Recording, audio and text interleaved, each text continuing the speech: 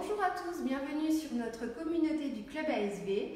Comme nous l'avons précédemment évoqué tous ces derniers jours, nous avons aujourd'hui la journée nationale de la stérilisation féline et à l'occasion de cette première journée, nous avons le plaisir d'accueillir Laetitia Baclerin, ici présente, docteur vétérinaire, présente bien sûr en ce moment avec la vie secrète des chats et puis bien sûr sur la quotidienne, sur la 5. Et à côté, nous avons Céline Binois, vétérinaire, responsable technique sur la santé de mon chien et de mon chat. Toutes les deux, elles vont répondre à toutes vos questions. N'hésitez pas, lâchez-vous, posez toutes vos questions et puis à la fin, nous ferons un petit point sur tous ces éléments. Je vous souhaite un bon Facebook Live et à tout à l'heure. Merci mesdames. Alors nous avons déjà des questions, puisque des personnes nous en ont envoyé les jours précédents, et donc je les remercie pour ça. On avait une première question assez générale, Laetitia, de Lisa, qui nous demandait comment améliorer l'accueil du chaton à la clinique. Alors, le chaton, il faut vraiment se mettre dans l'idée que le chaton, d'abord, c'est un individu pour le propriétaire. C'est-à-dire qu'il faut vraiment que quand le chaton arrive pour la première fois à la clinique, ça soit le plus beau chaton du monde et que vraiment, surtout les ASV, pour commencer, s'occupent beaucoup du chaton et fassent aussi en sorte que le chaton se sente bien dans la clinique et associe les premiers temps dans la clinique à quelque chose de positif. C'est-à-dire qu'il faut toujours avoir sous la main des friandises, des petits jeux, c'est-à-dire que le chaton arrive, on joue avec lui, on le caresse, on le manipule et il va trouver charmant d'aller chez le vétérinaire puisque il y a plein de choses positives. Donc ça, c'est vraiment le plus important. Les premières visites chez le vétérinaire sont les visites qui marquent à vie le chat. S'il a une expérience négative de la clinique avec piqûres, douleurs, etc., toute sa vie va craindre de venir dans la clinique. Donc c'est vraiment, ces premières consultations sont primordiales pour le futur du chat. Donc toujours associer du positif, on joue avec lui, on lui offre des friandises. D'accord, en tout cas, évitez absolument les mauvais souvenirs, bien entendu. Ouais, c'est vraiment ça. Et puis aussi, positif pour le propriétaire du chaton, c'est-à-dire qu'il ait l'impression qu'on adore son chaton, ce qui est vrai parce qu'ils sont mignons, mais aussi que voilà, c'est pas le chaton parmi d'autres, et vraiment on lui fait un bon accueil. D'accord. Et ça rejoint un petit peu la question de Maëva par rapport à l'accueil, par rapport à l'âge, parce que le chaton c'est quand même un âge très sensible. Et Maëva demandait à partir de quel âge il vaudrait mieux conseiller la stérilisation du chaton. Alors, ça c'est chaque vétérinaire bien sûr conseille selon la plupart du temps c'est quand même 5-6 mois. Moi personnellement je conseille une stérilisation à 5-6 mois, c'est-à-dire juste, concernant la chatte, juste avant ses chaleurs et puis bon, si elle les a eues juste après, mais pas plus tard pour, comme on le sait, diminuer les risques d'apparition de tumeurs mammaires plus tard. Et chez le chat, 5-6 mois c'est bien parce que c'est avant les urines qui sentent mauvais, avant aussi les fugues du chat. Donc 5-6 mois c'est bien, tout en sachant que certains vétérinaires aussi recommandent la stérilisation plus tôt, pourquoi pas. Mais c'est vrai que 5-6 mois c'est un bon chiffre. Donc 5-6 mois pour le mâle comme pour la femelle. Exactement. D'accord. Et par rapport à la stérilisation, on avait aussi Alexandra qui nous demandait comment on peut augmenter la médicalisation suite à la stérilisation justement du chat.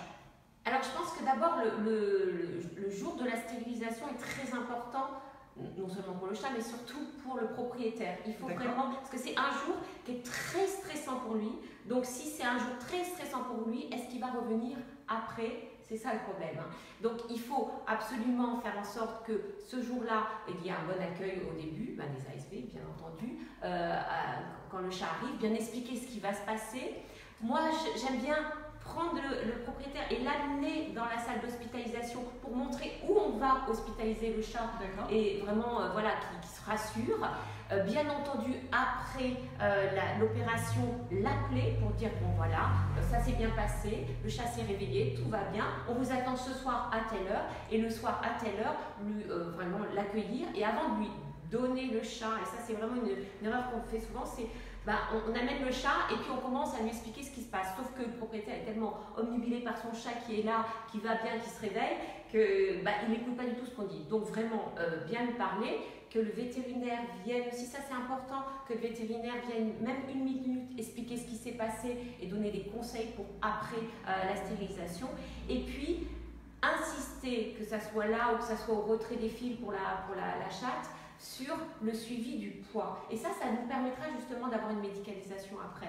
C'est-à-dire bien dire que, bon, après la stérilisation, il peut y avoir une prise de poids et que ce serait bien peut-être de le revoir régulièrement, le chat, pour le peser et d'avoir comme ça des conseils et surtout que le chat, quand il revient pour la peser, c'est un peu comme le chien, il associe la clinique à quelque chose de bien puisqu'il est juste pesé, on lui offre une friandise, des caresses et on ne lui offre pas une piqûre justement. Donc toujours avoir ce lien-là de revoir le chat pour les filles, mais aussi peut-être 2 jours après la stérilisation, tout simplement, juste pour voir si le chat va bien et puis continuer dans les questions, bon, qu'est-ce qu'il mange, qu'est-ce qu'il faut changer, etc.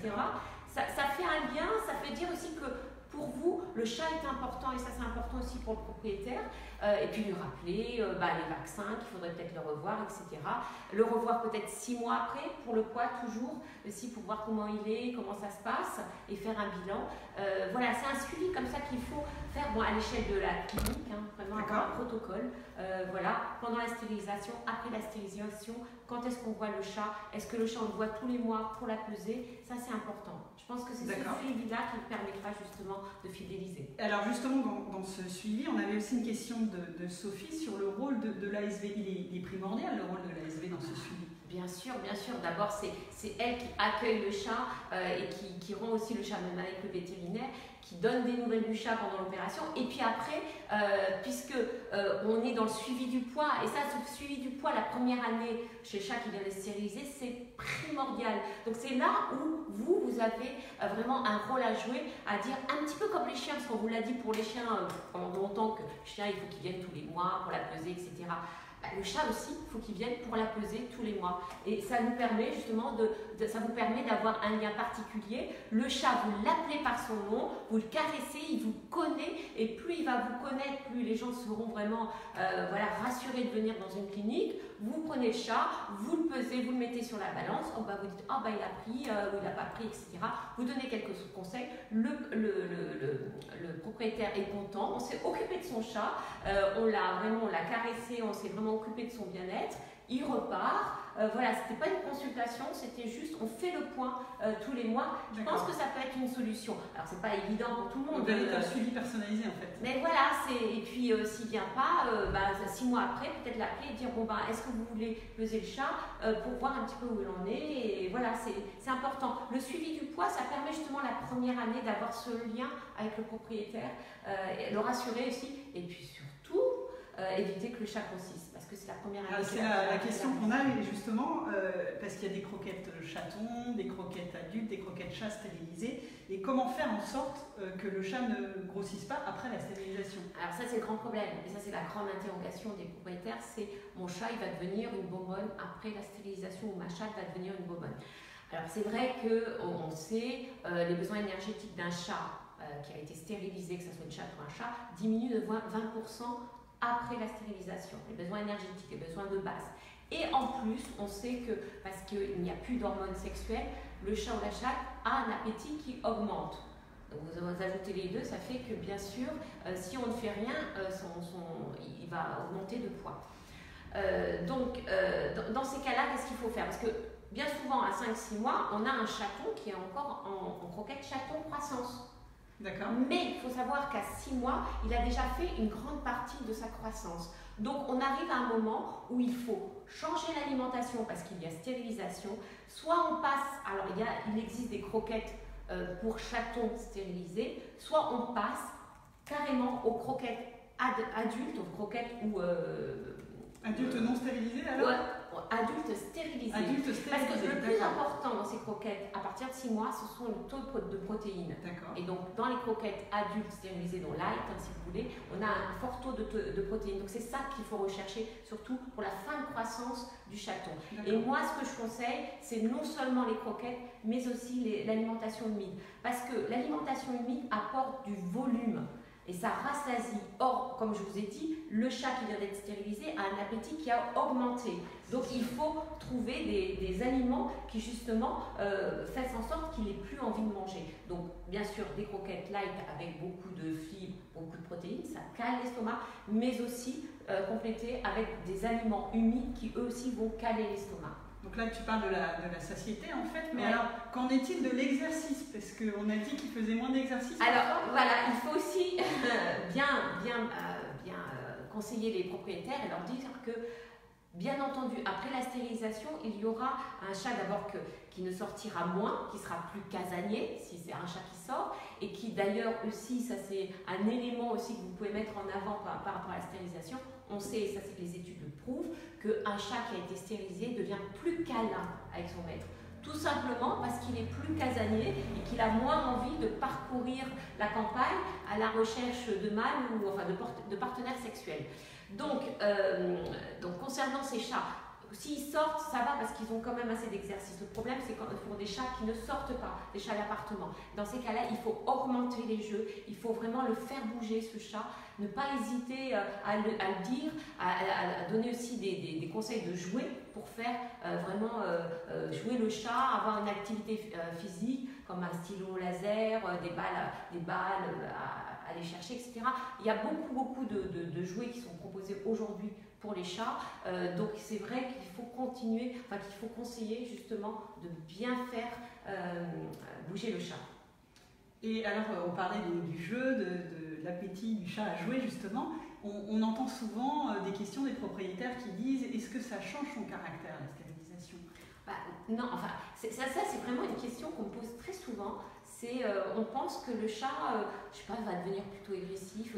Non, pas du tout, ça ne change pas. Le caractère profond du chat, le tempérament propre du chat ne change pas. Ce n'est pas le fait de lui enlever ses hormones sexuelles qui vont changer. Ça change quoi? Ça change les comportements sexuels, c'est-à-dire les comportements liés aux hormones sexuelles, c'est-à-dire le chat mâle qui se bagarre avec les autres chats mâles, ça diminue les bagarres, on le sait, de plus de 80%. Donc les abcès alors du coup? Les abcès, la transmission de maladies graves comme bien sûr le FIV, la leucose, ça diminue aussi puisque les chats mâles se battent moins après la stérilisation. Ça diminue aussi, et ça on l'a vu dans la vie secrète des chats, les chats qui sont stérilisés ont un domaine de vie beaucoup plus petit que les chats qui ne sont pas stérilisés. Ce qui veut dire qu'un chat qui est stérilisé va moins loin de la maison, donc prend moins de risques d'un accident de la voie publique. Et on sait aussi que les chats, quand ils ne sont pas stérilisés, ont tendance à explorer de nouvelles contrées. C'est-à-dire à aller dans des endroits qu'ils ne connaissent pas, donc ils prennent des risques parce qu'ils ne connaissent pas ces endroits et où il peut y avoir beaucoup de routes, etc. Donc ce sont des chats qui, bien souvent, on a des accidents de voiture, alors que les chats stérilisés préfèrent avoir leur petite routine de parcours et aller dans des endroits où ils connaissent, où il y a des endroits de chasse, etc. Mais ils explorent beaucoup moins que les chats stérilisés. C'est intéressant. Donc ce qui est un élément en plus à donner pour des personnes qui ont des chats qui sortent, surtout des mâles, et qui ne veulent pas faire stériliser leur chat ou qui ne savent pas et qui se posent la question. Mais le comportement ne change pas. Un chat câlin restera câlin, un chat qui est un peu plus distant restera un peu plus distant, même s'il devient plus casanier, et puis les chats qui ont qui sont difficiles resteront difficiles, ça ne change rien. D'accord.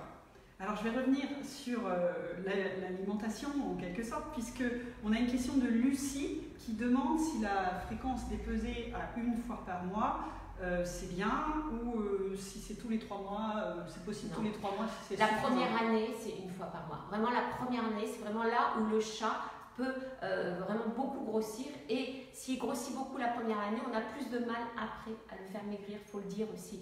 Et c'est vraiment... c'est dans les 6 à 12 mois après la stérilisation, surtout les 6 premiers mois, c'est-à-dire la fin de croissance du chat, où on sait qu'encore il produit ce qu'on appelle des adipocytes, donc des cellules adipeuses. C'est dans cet âge-là où il en produit, et s'il mange beaucoup, il peut en produire beaucoup, et c'est plus difficile après de le faire maigrir. Donc moi, franchement, après la stérilisation, tous les mois, c'est bien de le peser. Alors, acceptez quand même une augmentation de poids, allez, de 10%, mais pas plus. 10% sur quelle période alors? Alors, par rapport à son poids idéal, ou par rapport au poids où il avait, si par exemple il avait 6 mois, 10%, mais pas plus, parce qu'après, vraiment, on est dans l'embonpoint et avec les conséquences qu'on connaît. Donc, mais c'est vrai, ça permet d'avoir un rendez-vous avec le chat et toujours positiver avec le chat, des petites friandises light, bien sûr, et au moins, voilà, il aura ses friandises quand il vient chez le vétérinaire. On l'appelle par son nom, on le caresse, voilà.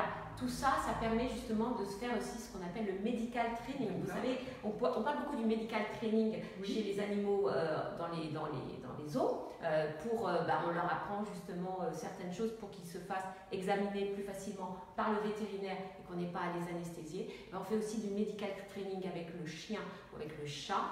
Ça commence chez le propriétaire où vous pouvez leur dire de manipuler le chat, lui toucher les oreilles, lui toucher les yeux, parce que comme ça il se laissera faire par le vétérinaire. Et ça, dans le medical training, il y a aussi une partie vétérinaire, c'est-à-dire on amène le chat chez le vétérinaire pour une pesée, voilà, rien d'autre. Le chat n'a pas de piqûre, il n'a pas quelque chose de stressant, il revient à la maison et il associe la clinique à quelque chose de plaisant. D'accord. Et alors justement, sur le medical training, peut-être qu'il faut l'entraîner aussi à rentrer dans la boîte de transport. Ah, ça, c'est un grand problème. Alors, la boîte de transport, c'est vraiment la bête noire des chats, c'est vrai. Mais il faut faire attention parce que beaucoup de propriétaires ne viennent pas vacciner leur chat, tout simplement parce qu'ils redoutent le fait de mettre le chat dans la boîte. C'est pas qu'ils ne veulent pas que le chat soit médicalisé, c'est qu'ils se doutent, enfin, ils ont peur justement de le mettre dans la boîte, de se faire griffer, que le chat ne veuille pas ou se sauve. Donc, il faut dédiaboliser la boîte, la cage de transport. C'est-à-dire que vous conseillez aux propriétaires de mettre la cage de transport bien en évidence dans la maison. Elle fait partie du décor et d'ailleurs, elle peut aussi être un lieu de couchage pour le chat, tout simplement. Donc toujours y mettre dedans quelque chose de moelleux. Et moi, ce que je fais, c'est que je mets les fameuses petites friandises. Je les mets pas trop loin de la boîte de transport, donc le chat vient manger les friandises. Le lendemain, je les mets à côté de la boîte de transport. Le surlendemain, je les mets sur la boîte de transport. Après, dans la boîte de transport, sans fermer la boîte, hein, bien sûr. Comme ça, le chat va associer la boîte de transport à quelque chose de positif. Et ce que vous pouvez faire aussi, est dire, pour mettre le chat dans la boîte, ce qui est bien, c'est vous savez, les boîtes de transport qui s'ouvrent par le dessus. Ça, c'est bien. Vous prenez le chat, hop, vous le placez dedans. Ou alors, si c'est sur le côté, il faut toujours mettre en avant, faire entrer d'abord le train arrière du chat, pas la tête du chat parce qu'il va voir la boîte, il va mettre ses pattes comme ça, toujours le train arrière dans la boîte de transport. Et bien ça, ce sont des gestes que vous pouvez montrer justement aux propriétaires de chats. Dès que le chat est chaton, vous dites, je vais vous apprendre comment mettre un chat dans une boîte de transport pour qu'il ne stresse pas. Et puis vous avez aussi les phéromones que vous pouvez mettre dans la boîte pour qu'il déstresse. D'accord. Et est-ce que tu as des trucs et astuces aussi pour l'hospitalisation? Alors, l'hospitalisation... Alors, moi, je vois souvent des chats dans une petite cage d'hospitalisation, toute petite, la plus petite qui existe. Alors, surtout pas, il faut une grande cage d'hospitalisation. Il faut que le chat se sente à l'aise. Parce que si on hospitalise le chat pour plusieurs jours, il faut mettre sa litière, son coin repos, etc. Si vous pouvez, mettez la cage du chat, enfin la cage de transport du chat dans la cage d'hospitalisation. Parce que la caisse de transport représente d'abord quelque chose qu'il connaît, avec une odeur qu'il connaît, et ça lui permettra non seulement de dormir dedans, mais de dormir aussi au-dessus. Ce qu'il faut, c'est qu'il se sente en hauteur, le chat, même dans sa cage d'hospitalisation, pour que ça soit vraiment, pour faire en sorte qu'il se sente mieux dans cette salle d'hospitalisation. Donc, la caisse de transport dans la cage. Si vous ne pouvez pas mettre la caisse de transport, prenez un carton, c'est tout bête, un carton dans la cage, il va dans le carton, c'est une cachette pour lui, c'est très important, où il va dessus pour trouver de la hauteur, et la litière, vous la mettez à côté. Sinon, il va finir dans la litière, il va se reposer dans la litière. Et bien entendu, très important, le silence dans la... Pas de chien. On mélange pas les... Voilà, si on peut. Pas de vis-à-vis non plus, qui ne voit pas les autres animaux en face. Une petite musique calme, hein, ça les calme, hein, les chats tout simplement. Et puis des phéromones, bien entendu. D'accord, ok. Merci pour ces trucs et astuces. On va revenir sur l'alimentation puisque j'ai une question de Sophie. Alors elle parle en fait des chats qui sont gloutons après la stérilisation, je suppose, et qui malgré une bonne alimentation vont réclamer tout le temps. Et elle dit que certains conseillent de donner à volonté et puis d'autres de restreindre. Alors, c'est un problème. Nous, comportementalistes, on préfère à volonté. Sauf que les nutritionnistes, eux, disent non, à volonté, le chat va en manger plus, donc il va grossir. Alors, comment faire? Moi, ce que je conseille justement dans ces premiers mois, c'est quand même de contrôler la quantité qu'on donne au chat, tout en lui donnant l'impression qu'il mange tout le temps. Ça veut dire quoi? D'abord, l'alimentation humide. J'en ai parlé, vous en donnez matin et soir, c'est un rituel alimentaire, ça fait plaisir à tout le monde, aux chats, aux propriétaires de chats, une petite quantité d'aliments humides matin et soir. Les croquettes, au lieu de leur donner une gamelle de croquettes, il faut leur donner des croquettes bien sûr dans des distributeurs où ils travaillent pour avoir la croquette. Alors, vous connaissez tous le Pipolino, il existe aussi des balles distributrices de croquettes. Vous avez aussi des plateaux, ce qu'on appelle des plateaux d'activité où le chat doit aller chercher chaque croquette, c'est un peu difficile, il y a comme des labyrinthes. Vous avez aussi des labyrinthes qui sont coniques comme ça où le chat doit pousser la croquette et manger la croquette une à une, et puis aussi des gamelles anti-glouton pour chat. Le principe, c'est que le chat mange croquette par croquette, et à un moment, ça le rassasie. D'accord. Oui, on a Laurence aussi qui, à mon avis, conseille parce qu'elle a déjà testé. C'est pas dit dans son commentaire, mais je pense qu'elle a déjà testé la balle distributrice. Et c'est une petite astuce aussi qui aide pour ce problème qui est quand même fréquent. Exactement. Ou alors, vous avez tout simplement, pour les petits budgets, la bouteille en plastique avec des trous et vous mettez des croquettes dedans et le chat pousse la bouteille. Voilà, c'est des petits trucs comme ça. C'est une plus-value dans vos conseils en fin de compte pour les propriétaires. Tout de suite leur parler de distributeurs ludiques pour le chat qui lui permettra dans la journée, justement quand il est seul, d'aller manger ses croquettes mais en travaillant, en poussant un objet et comme ça va bien réguler sa quantité de croquettes qu'il va manger. C'est la démarche d'enrichir son environnement, en fait, on parle souvent, notamment des chats en appartement. Voilà, oui, parce que le problème des chats en appartement, c'est que quand ils s'ennuient, c'est un peu comme nous, ils mangent. Donc il faut l'occuper aussi. Alors, bien sûr, il dort la plupart du temps, mais il faut quand même l'occuper, lui trouver des activités quand vous n'êtes pas là. Et surtout demander aux propriétaires de chats, matin et soir, quand ils sont là, ils s'occupent de leur chat. Le chat les a attendus toute la journée. C'est pas parce que on a des choses à faire dans la cuisine, sur l'ordinateur et tout, qu'il faut pas s'occuper du chat. Et vraiment s'astreindre à jouer avec le chat, ne serait-ce que 10 minutes, c'est rien du tout, mais au moins ça permet au chat vraiment de se dépenser avec vous. Matin et soir, c'est très important. D'accord. Alors, en termes de stérilisation, on a parlé de l'alimentation tout à l'heure. Est-ce que la stérilisation permet d'améliorer les maladies ou en tout cas de limiter le risque de certaines maladies? Alors, on sait que les maladies comme le FIV ou la leucose féline se transmettent surtout quand les chats sont dehors, se côtoient et pour le FIV se battent. Donc, comme on diminue chez le chat mâle surtout le caractère agressif envers les autres mâles, on diminue justement la propagation de ces maladies. Et surtout, la stérilisation permet dans les populations de chats errants de diminuer les chats errants et donc de diminuer aussi la propagation des maladies. Et les maladies liées à la reproduction peut-être? Les MST, pardon. Oui, les MST. Oui, parce que... Alors les MST, je pensais aussi, on parle souvent des tumeurs mammaires ou des infections utérines. Oui. Est-ce que la stérilisation, des infections utérines chez la femelle évidemment? Bien sûr.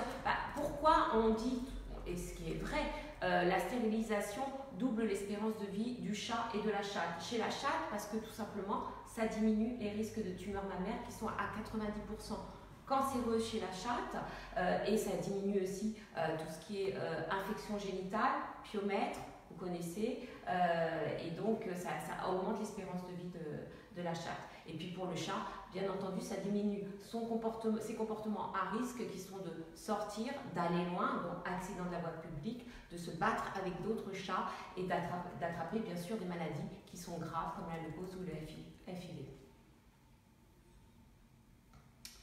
Alors je vais laisser la parole à Stéphanie. Écoutez, merci à vous deux, c'était vraiment hyper instructif.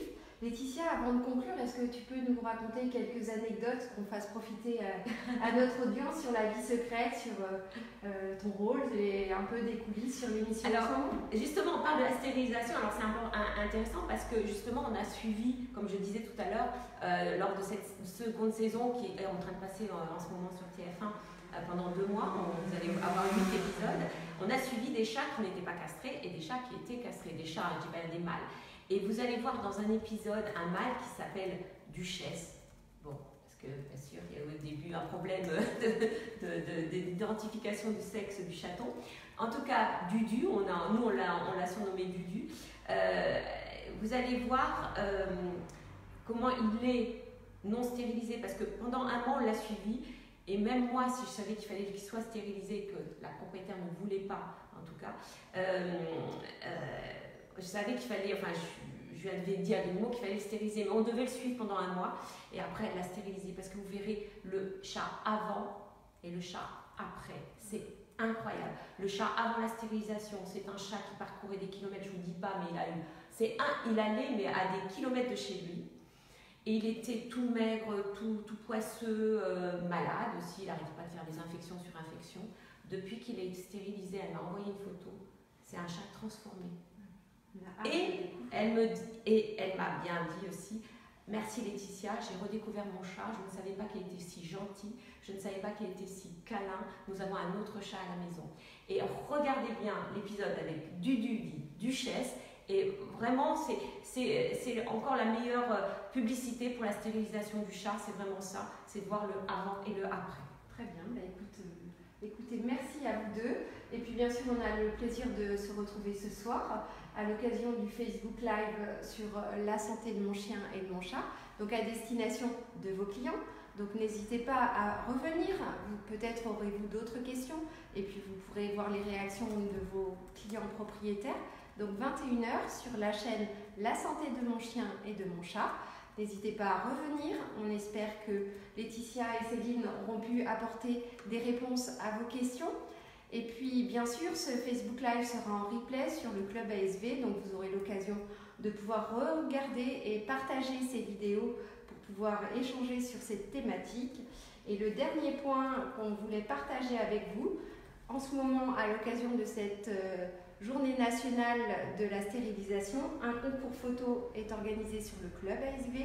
Partagez un maximum de photos de vos clients, les chats, et puis partagez-le sur la page du Club ASV ou sur la page de la santé de mon chien et de mon chat.